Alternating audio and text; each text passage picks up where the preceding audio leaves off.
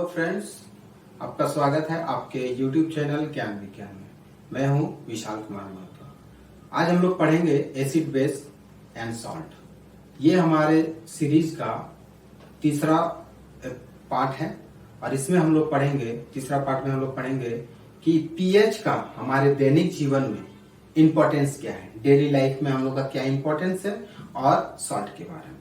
और जिन्होंने पार्ट 1 और पार्ट 2 वीडियो नहीं देखा है वो पार्ट 1 और पार्ट 2 जाके देख ले, क्योंकि जितना अच्छा क्लियरिफिकेशन होगा वो आपके लिए अच्छा होगा। एसिड बेस एंड सॉल्ट का ये जो थर्ड पार्ट है, इसमें हम लोग आज पढ़ेंगे दैनिक जीवन में पीएच का महत्व, means importance of acid base and salt in everyday life. इसमें हम लोग देखते हैं कि हमारा जो बॉडी है, बॉडी के जैसे इंजाइम्स हो गया, हार्मोन्स हो गया, हर चीज का देखते हैं कि अलग अलग पीएच वैल्यू होता है, लेकिन एक रेंज होता है जिसमें क्या होता है ना, वो इंजाइम वर्क करता है पूरा होल बॉडी। तो वो हमारा शरीर जो है 7 से 7.8 पीएच के बीच कार्य करता है। ठीक है, एक फर्स्ट पॉइंट। जीवित प्राणी केवल संकीर्ण स्पेसिफिक जो पीएच वैल्यू होगा उसी में जीवित रहेगा, जिंदा रहेगा, क्योंकि हर ऑर्गेनिज्म का जीने के लिए एक स्पेसिफिक पीएच होता है, उससे ज्यादा हो जाएगा तो वो डेथ हो जाएगा। जैसे हमारा बॉडी का पीएच वैल्यू 7 से 7.8 के बीच ही काम करता है। अगर हमारा बॉडी का पीएच अगर 10 हो जाएगा तो ये क्या हो जाएगा, डेड हो जाएगा। ठीक है, वर्षा का जो बारिश का पानी होता है उसका अगर पीएच वैल्यू 5.6 से कम हो जाएगा तो वो क्या हो जाएगा, ये एसिड 5.6 क्या है, 5.6 से नीचे मींस वो एसिड कंडीशन में पहुंच जाएगा। तो ऐसे वर्षा को हम लोग क्या बोलते हैं, एसिड रेन। एक है शुक्र जिसको हम लोग वेनस प्लैनेट है, जिसका जो एटमॉस्फेयर है, ठीक है, वायुमंडल, तो वो क्या है ना, H2SO4 का एक आवरण है जो उसका कवरिंग किया हुआ है। H2SO4 क्या है, एसिड है। एसिड का ये जो है गैस है श्वेत और पीले बादल से घिरा हुआ है। जैसे ये बारिश होता है, फिर जब बारिश होता है तो वो एसिड रेन करवाता है, जिससे क्या होता है ना कि वहां पर जो शुक्र ग्रह है वहां पर लाइफ कांट सर्वाइव, मीन्स वहां पर जो जीवन है वहां पॉसिबल नहीं होगा। एक हम लोग देखते हैं मिट्टी का, सॉइल का एक पीएच वैल्यू होता है, जिससे क्या होता है ना, फसल वो अच्छा देने लगता है। जैसे पीएच, अच्छी उपज के लिए भी मिट्टी की एक विशिष्ट पीएच की आवश्यकता होती है।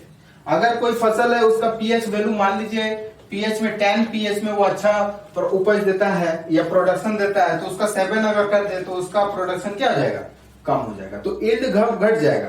तो इसीलिए हम लोग को एक मिट्टी का भी एक सर्टेन पीएच होता है एक प्रोडक्शन के लिए। ठीक है, दैनिक जीवन के में पीएच का महत्व के जो भी हम लोगों ने पढ़े उसके अलावा और भी है। जैसे स्टमक में, हमारे स्टमक में जिसको हम लोग उदर बोलते हैं, उसमें HCl एसिड सीक्रेट करता है, ठीक है, जो भोजन को पचाने में हेल्प करता है। अगर मान लीजिए हमारे स्टमक में HCl का अमाउंट ज्यादा हो गया, अधिक हो गया, तो क्या होता है, दर्द होता है, और पेट जो होता है दर्द होता है और जलन होता है। तो उस समय हम लोग क्या करते हैं ना, मैग्नीशियम हाइड्रोक्साइड का जो पाउच होता है, जैसे इनो वगैरह ले लेते हैं, तो वो एसिड क्या होता है, उसको न्यूट्रलाइज करता है।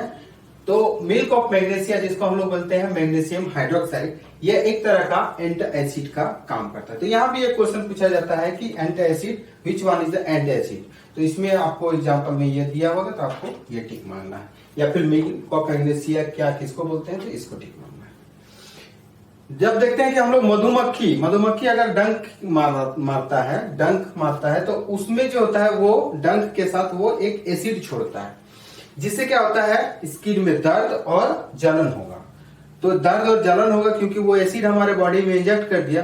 तो उसके राहत के लिए हम लोग क्या करते हैं, बेकिंग सोडा से उसको वॉश करते हैं, बार बार बेकिंग सोडा से वॉश करते हैं, जिससे क्या होता है, वो डंक का जो इफेक्ट होता है वो खत्म हो जाता है। क्यों खत्म होता है, क्योंकि वो जो डंक एसिड हमारे बॉडी में इंजेक्ट करवाता है, और बेकिंग सोडा जो है वो बेस है, तो एसिड और बेस बन के क्या बनाएगा, सॉल्ट बना देगा और उसको न्यूट्रल कर देगा।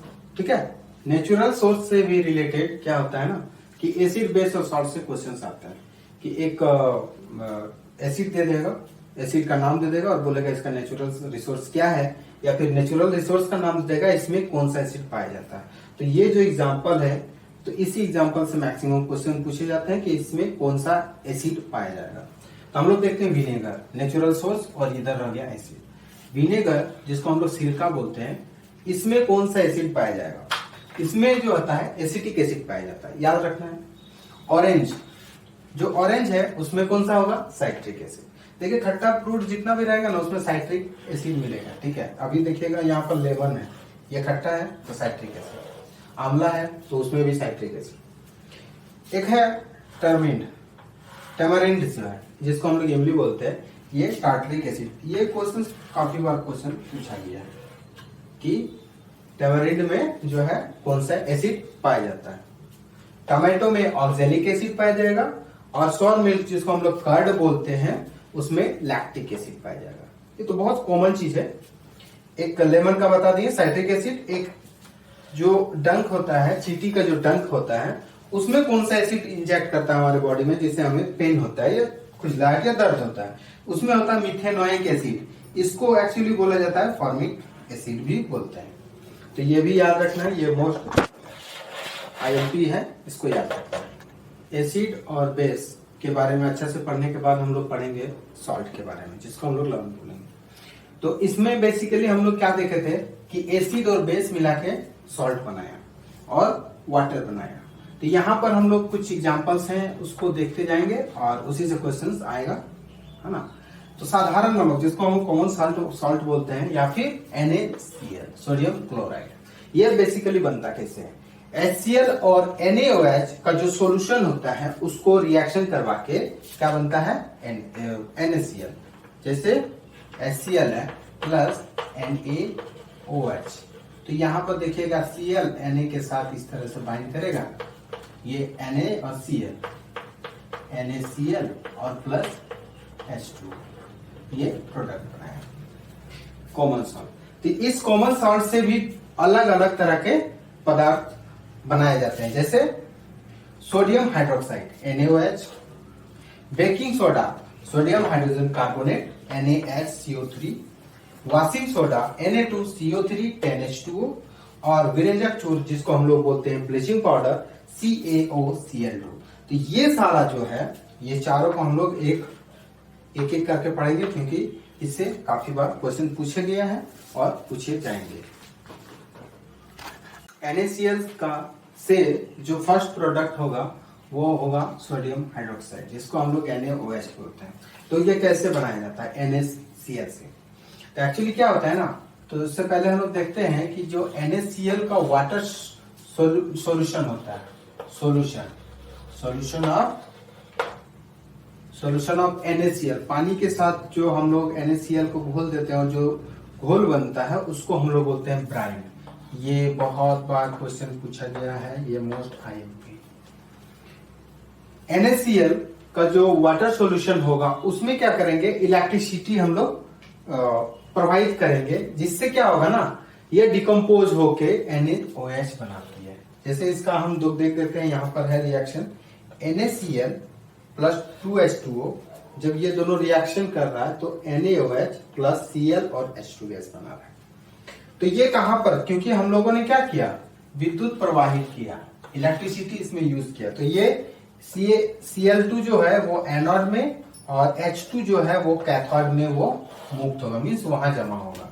तो ये जो रिएक्शन है, इस रिएक्शन को हम लोग बोलते हैं क्लोर क्षार या फिर क्लोर अल्कली, इस रिएक्शन को बोलते हैं, जिससे NaCl जो वाटर सॉल्यूशन होगा उसमें इलेक्ट्रिसिटी प्रोवाइड करके NaOH बनाया जाएगा।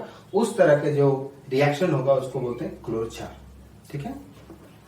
दूसरा प्रोडक्ट है विरेचक चूर्ण, जिसको हम लोग बोलते हैं ब्लीचिंग पाउडर। तो ये जो ब्लीचिंग पाउडर है ये कैसे बनाया जाता है, NaCl से ही बनाया जाता है। कैसे, NaCl के विद्युत अपघटन से Cl2 जो का निर्माण होता है उसी का हम लोग यूज करेंगे इसमें फर्दर। हम लोगों ने देखा था NaOH जो बन रहा था उसमें Cl2 और H2 गैस बन रहा था, ये जो है। तो इसमें जो Cl2 क्लोरीन गैस बना उसी का यूज करना है ब्लीचिंग पाउडर बनाने में। तो शुष्क बुझा हुआ चूर्ण जिसको बोलते हैं CaOH2, ठीक है। इसका केमिकल फॉर्मूला हुआ, उसमें जो इस Cl2 प्राप्त हुआ उसके साथ इसका रिएक्शन करवा के हम लोग ब्लीचिंग पाउडर बनाते हैं। तो इसका रिएक्शन ये है CaOH2 प्लस Cl2, ये बनाया CaOCl2, यही है ब्लीचिंग पाउडर, और प्लस H2O बनाया। ठीक है, तो यहाँ पर ब्लीचिंग पाउडर का मेनली ये क्वेश्चन आता है कि इसका फॉर्मूला कौन सा है। ये फॉर्मूला आपको याद रखना है, जनरल कम्युनिकेशन के लिए ये फॉर्मूला काफी बार पूछा गया है। अब देखते हैं विरंजक चूर्ण जो है ब्लीचिंग पाउडर, इसका कहाँ कहाँ यूज होगा। इसका यूज होगा वस्त्र उद्योग में, कपड़ा वगैरह ये सब उद्योग जितना होगा उस में यूज होगा। कागज की फैक्ट्री में भी इसका ब्लीचिंग पाउडर का भी यूज होता है, लकड़ी उद्योग में भी इसका यूज होता है, और disinfection drinking water to make it free from germs. ये क्या करता है ना, कीटाणुओं को मारने का या मतलब फ्री करने के लिए इसको हम लोग प्योर वाटर करने के लिए हम लोग क्या करते हैं, ब्लीचिंग वाटर का भी यूज करते हैं। ठीक है, NaCl से ये जो तीसरा प्रोडक्ट है वो है बेकिंग सोडा। बेकिंग सोडा जिसका फॉर्मूला होता है NaCO3, जिसको हम लोग बोलते सकते हैं सोडियम हाइड्रोजन कार्बोनेट। ठीक है, तो ये NaCl से किस तरह से बनाया जाता है, देखिए NaCl, H2O, CO2 और यहाँ पर जो है अमोनिया, ये चारों का कॉम्बिनेशन लेके हम लोग क्या करते हैं, इसका रिएक्शन करवाते हैं। तो हम लोग को मिलता है NH4Cl मीन्स अमोनियम क्लोराइड, और NaHCO3 means hydrogen sodium hydrogen carbonate. तो यही है आपका बेकिंग सोडा। और बेकिंग सोडा का हम लोग का यूज कहाँ कहाँ होगा, पावरोटी, ठीक है, केक को मुलायम और स्पॉन्जी करने के लिए होता है। ठीक है, एक्चुअली क्या होता है ना, NaHCO3 को जब हम लोग लेते हैं और जो भी पेस्ट बनाते हैं केक बनाने के लिए या फिर ब्रेड बनाने के लिए, तो उसको जो होता है कुछ देर के लिए हम लोग मिक्स करके उसको छोड़ देते हैं। तो वो उससे क्या होता है ना, उससे CO2 गैस निकलता है, CO2 गैस निकलता है। उसी को जब हम लोग इधर से हीट करते हैं, मीन्स इस तरह से केक है और इधर से टेम्परेचर मिल रहा है, तो यहाँ पर जो है CO2 गैस है, ये इस तरह से निकलना चाहेगा, इस तरह से साइड से निकलना चाहे, तो जिधर जिधर से निकलेगा वो क्या करेगा, स्पॉन्जी बनाते हुए निकल जाएगा। तो उसका मेन फंक्शन वैसे ही है। और बेकिंग सोडा का हम लोग एंटी एसिड के तौर पे भी यूज कर सकते हैं। जब एसिडिटी अगर आपकी बॉडी में ज्यादा हो गया होगा, एसिडिटी का शिकायत होगा, तो एंटी एसिड के तौर पे बेकिंग सोडा का भी लिया जा सकता है। एक होता है अग्निशामक, फायर एक्सटिंग्विशर के तौर पर भी हम लोग यूज करते हैं। इसको जब आग बुझाना होता है तो पानी के साथ इसको मिक्स करके वो क्या होता है, आग बुझाया जाता है इससे। ठीक है, फोर्थ प्रोडक्ट हम लोग देखते हैं धोने का सोडा, जिसको हम लोग बोलते हैं वॉशिंग सोडा। वॉशिंग सोडा का मेनली है फॉर्मूला Na2CO3 10H2। अब मैक्सिमम क्वेश्चंस यहीं से पूछे जाते हैं कि इसका फॉर्मूला क्या है। ठीक है, Na2CO3 10H2। तो इसको बनाया कैसे जाता है, Na2CO3, ये भी सोडियम कार्बोनेट है, ये भी सोडियम कार्बोनेट है। दोनों में फर्क क्या है, ये थोड़ा सा ड्राई है, थोड़ा नहीं उससे ज्यादा ही ड्राई है। यहाँ देखिए 10H2 मतलब वाटर का 10 मॉलिक्यूल्स इसके पास है, तो ये क्या होगा, वेट होगा, मतलब आर्द्र होगा, उसमें नमी होगा। तो यहाँ पर Na2CO3 को 10H2O के साथ रिएक्शन करवा के Na2CO3 10H2O बनाया जाता है, जिसको हम लोग बोलते हैं सोडियम कार्बोनेट। अब क्या है, इसका यूज कहाँ कहाँ हुआ, ग्लास हो गया, सोप हो गया, या फिर पेपर इंडस्ट्रीज में इसका यूज होता है। बोरेक्स का निर्माण में भी इसका यूज होता है। फिर घरों में साफ सफाई का यूज होता है। जल की अस्थायी कठोरता, जिसको हम लोग परमानेंट हार्डनेस बोलते हैं, इसको भी हटाने के लिए इसका यूज होता है। देखिए यहाँ से भी एक क्वेश्चन आता है कि वाटर का परमानेंट हार्डनेस को रिमूव करने के लिए कौन सा प्रोडक्ट का यूज किया जाता है, वो ऑप्शन दिया रहेगा इस तरह का, sodium carbonate, sodium hydrogen carbonate, इस तरह का। तो आपको टिक मानना है Na2CO3। ठीक है, पांचवा में है plaster of Paris, CaSO4 ½ H2। इसमें क्या होता है, प्लास्टर ऑफ पेरिस कैसे बनाया जाता है, जिप्सम को 373 केल्विन पर गर्म करने से इस पे जो वाटर मौजूद होता है वो क्या होता है, वो